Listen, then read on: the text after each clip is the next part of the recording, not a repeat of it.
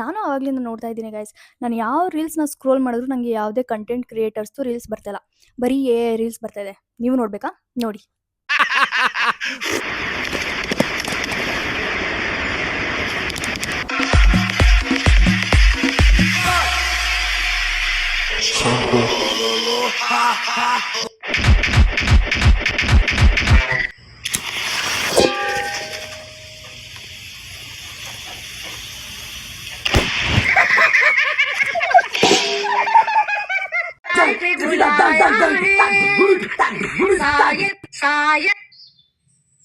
Psst, don't scroll. This is your lucky charm.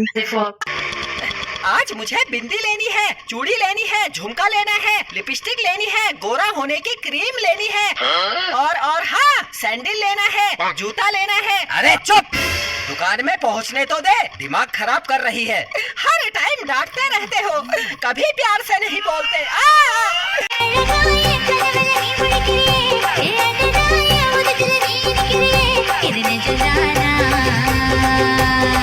ಇಷ್ಟು ವರ್ಷ ಆ ಕೆಲಸ ಕಿತ್ಕೊಳ್ಳುತ್ತೆ, ಈ ಕೆಲಸ ಕಿತ್ಕೊಳ್ಳುತ್ತೆ, ಎಲ್ಲರದು ಕಾರ್ಪೊರೇಟ್ ಕೆಲಸಗಳೆಲ್ಲ ಹೋಗ್ಬಿಡುತ್ತೆ, ಹಾಗೆ ಹೀಗೆ ಅಂದ್ಕೊಂಡಿದ್ವಿ.